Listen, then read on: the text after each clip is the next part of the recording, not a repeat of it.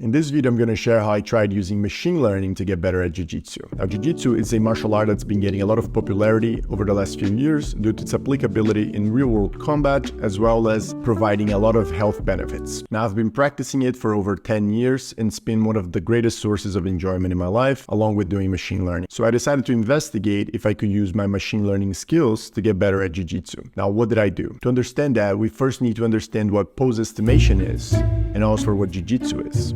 Let's start with pose estimation. Pose estimation, or pose tracking, is a technique of detecting and tracking a person's body by detecting certain key points that match the joints of the body. Now, you can use techniques like these to analyze movement in real time.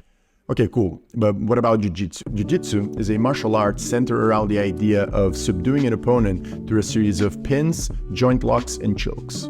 It focuses on grappling and ground fighting techniques, and its essential principle is that a weaker person can subdue a larger opponent by using leverage and technique. Okay, so why use pose tracking for Jiu-Jitsu? One key aspect of getting better at Jiu-Jitsu regards being able to execute perfect technique. And perfect technique requires a lot of repetition and consistent, appropriate feedback. However, it's often the case that people might not have access to an expert, and a student can get the specific feedback it needs to get better at a certain technique. It might be hard for them to learn and develop. And it's in this gap of feedback that I think techniques like pose tracking could play a very important role. The idea being that you can execute a movement in front of the camera and then use pose tracking to give you some sort of feedback about the level of correctness of the technique you're trying to learn. Okay, but why did I do this? To understand that, we have to understand one thing about Jiu-Jitsu. There's a common trend of people leaning towards their preferences in the beginning of their journey, which can hugely impact them in other areas of their Jiu-Jitsu game if they get stuck executing the same strategy over and over. In a way, that's what happened to me. I used to fight a lot as a guard player,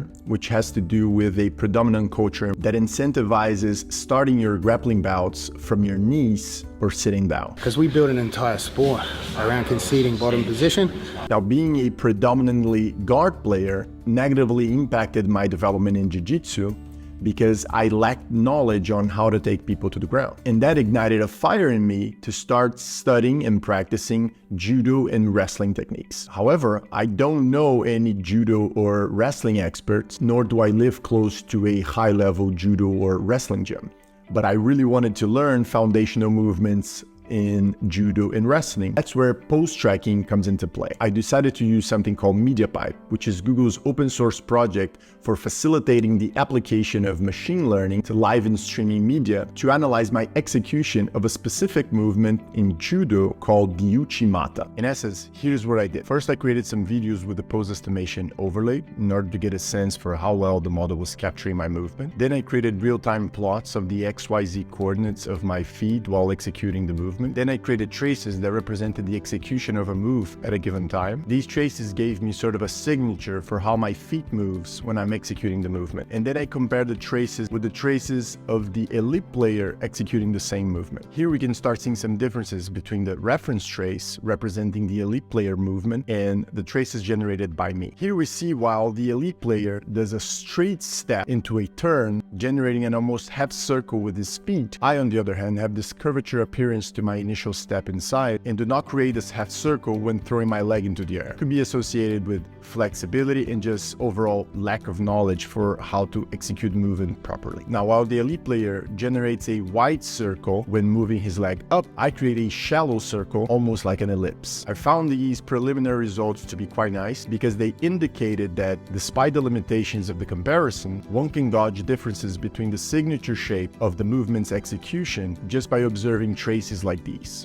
Besides that, I wanted to see if I could make comparisons regarding the speed with which the moves were performed. To analyze that, I visualized the real-time motion of the coordinates of the body in real time, putting the plots of me and the expert side by side to see how off was my timing or to see what kind of differences I could gauge. The issue here is that we have two temporal sequences with different speeds and with different duration. So we needed first to align these two sequences. I wasn't sure what technique to use here, so I talked to Aaron, a buddy of mine that works at the Chavalimo Neuroscience Institute in Lisbon, and he illuminated an option for me: dynamic time warping. Dynamic time warping is a technique used to measure the similarity between two temporal sequences that have different lengths. The essential idea is that you have two time series that have some pattern you wish to analyze, so you attempt to align them by applying a few rules that allow you to calculate the optimal match between the two sequences. To use dynamic time warping, I did the following. First, I normalized the values to have them in the same range rather than in pixel resolution, and then I used a Python implementation of the DTW algorithm. The outputs I get here are the distance, which refers to the Euclidean distance between the two temporal sequences, and the path, which is a mapping between the indexes of the two temporal sequences after being aligned. Now I can use the output in the path variable to create a plot with both sequences aligned. I can't say this plot specifically gave me a lot of insight, but it did help emphasize the difference between the shapes of the two movements. Second thing I did with this was to try to use the Euclidean distance from the DTW algorithm as a metric for the success of an attempt to execute the movement. I wanted something that could represent being closer and closer to the correct execution of the move. So here I'm showing the clips I generated from the videos where I try to execute a movement. Each of these traces represent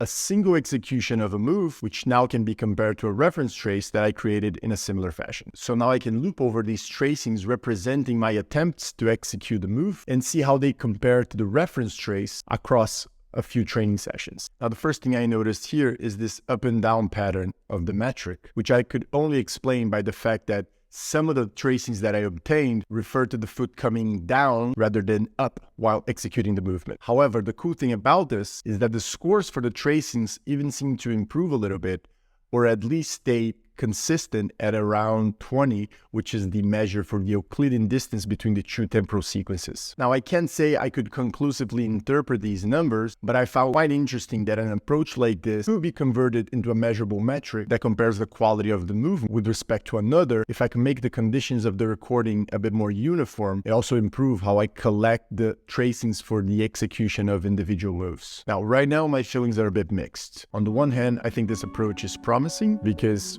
these traces clearly capture some meaningful information about the execution of a move. However, there are many challenges to make this approach fully automated. There are also challenges regarding how to provide proper feedback when correcting moves that are as complex as the move that I try to analyze in this video. However, by analyzing the traces and using techniques like the dynamic time warping to align two temporal sequences that have different durations, I was able to manually gather some insight about how to improve the movement of my feet when executing this particular move. So overall, I think this approach was kind of cool, although I would need to work a bit more on it in order to get something that's actually useful. However, I do think this is an interesting direction for martial arts in general to start exploring techniques like post-tracking, post-estimation as good complementary tools to help with development of systems that can provide useful feedback to people trying to learn certain types of techniques. If you like this video, don't forget to like and subscribe, and see you next time. Cheers!